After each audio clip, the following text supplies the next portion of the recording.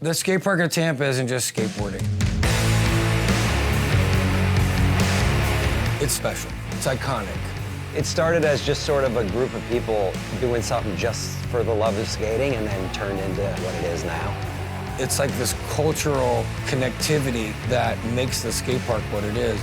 When people come into this building, you're almost seeing people's lives change right before your eyes.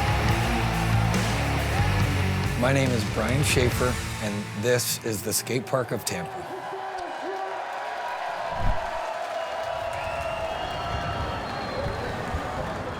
I'm the operations manager, the head janitor, so to speak. I kind of do it all, and we've been rolling since 1993, the Skatepark of Tampa started.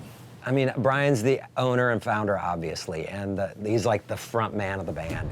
He's always been sort of the big idea guy, coming up with like, let's do this, let's do that. And the rest of us are sort of like, okay, how do we make that happen?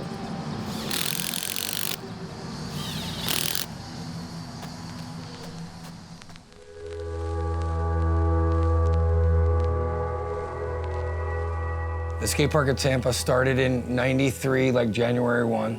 We had a vert scene then. Vert's dead, even now.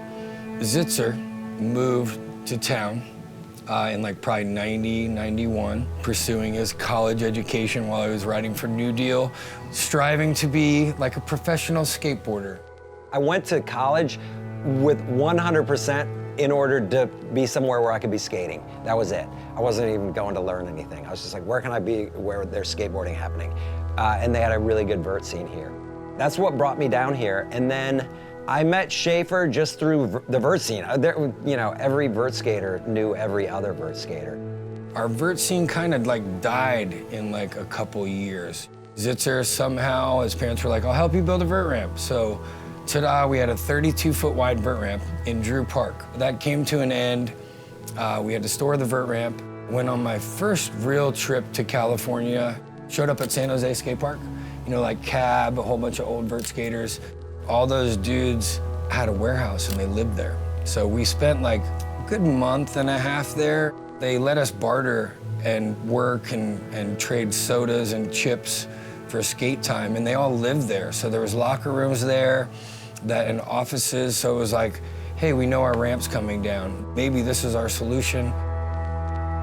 Schaefer called me one day and said, hey, I found a warehouse and we're gonna put the vert ramp back up. And that was it. It wasn't like, hey, I found a warehouse and I'm starting a skate park. It was 100% just building the vert ramp, and then he and a bunch of people lived in here. We found this nice man, George Lackey, that's like, Brian, I'll rent to you, but I'm gonna have to chase you down for the rent. Sounds a little sketchy to me. And I was like, George, I'm in my nicest like drawers, golf button-up shirt, and my drawers pants all baggy, and I was like, got my best gear on, man. I'm trying to do this. Will you give me a shot? He's like, well, usually it's first and last, but under your circumstances, I'll need 3 months rent down up front. I was like, I'll try to get it. My parents were like the super parents. When I approached them to do the skate park, they got a second mortgage on their house to have a $5,000 loan to give it to their 21-year-old son that really didn't have a job, or I was building houses.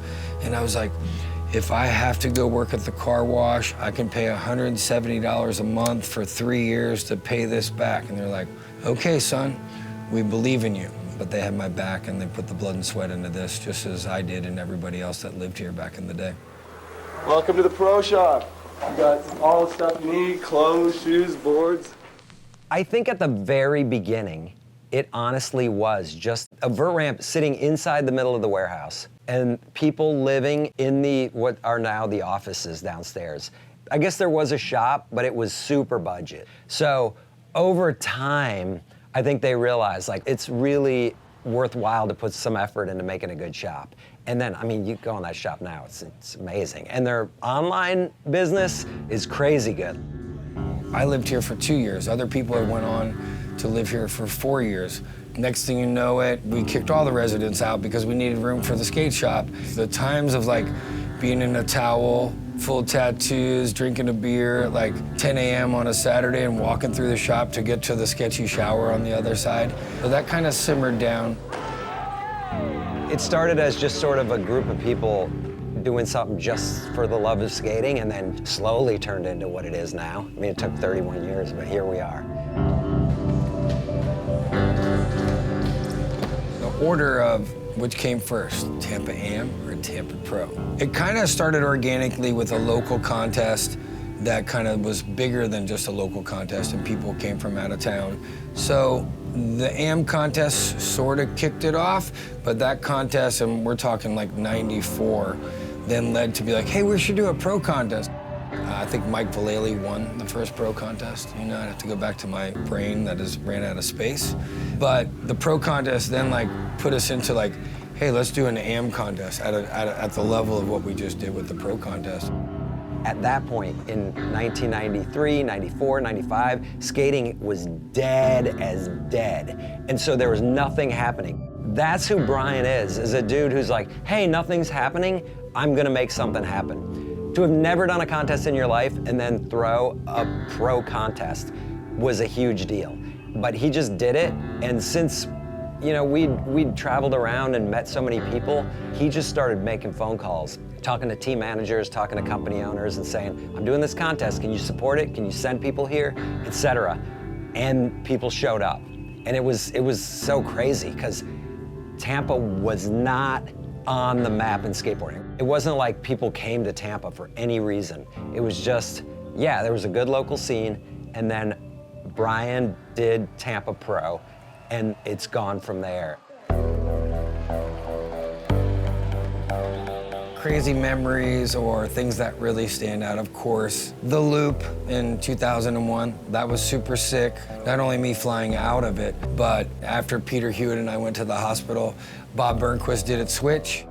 I always think about that T-Funk moment when he popped out and landed on top of the Gatorade barrel, and he crushed the whole thing, and then it caused that like waterfall where he slid down the ramp. My man's Mike Pipito's band. The drummer was playing on a toilet seat, and at the end, he's like going to the fucking pit to smash it, and I was like right behind him, like, no.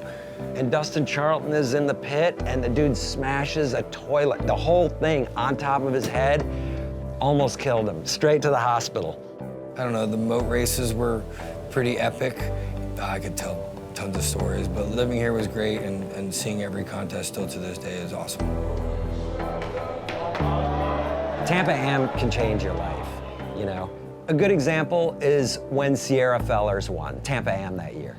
He broke the mold. He was actually a dude like, oh, never heard of him. And then you see him skating, you're like, oh man, he's really good. And then he actually put it together and won. Trevor Colden, that was cool, launched his career. Deshaun Jordan. These are all skaters to me that I've been around for 5 years to 10 years, seeing these guys skate Tampa Am, go through our damn Am circuit, and then they're off to a pro career. It used to be kind of half party, and then half the best skaters would come and skate the contest and kind of see what happened. You didn't have people training for it. Donnie Barley won the first Tampa Am. He was just like a ripping skater who came and stayed on his board and won.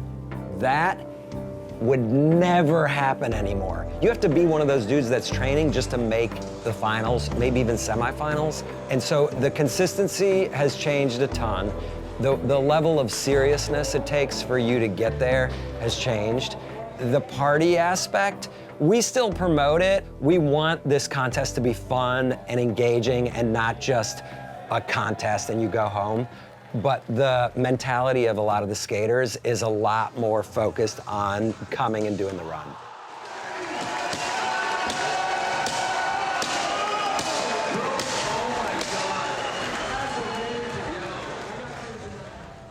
In 20 minutes. Does this look natural? Yeah. All right.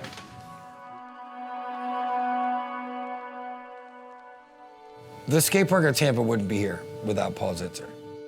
The vert ramp coming down and the scene that Zitzer had kept us all here.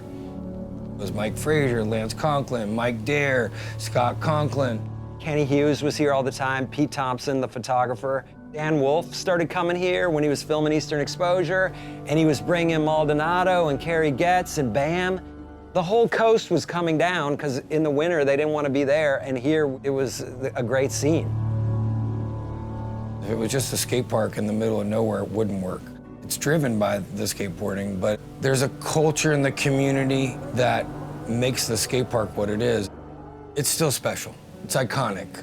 To have the industry here year after year, to have the new AMs become the pros and still have this like bond and brotherhood and people that we've known for over 20 plus years, it's still working. At this point, it may sound cheesy, but I feel like it's our obligation to give this to skateboarding.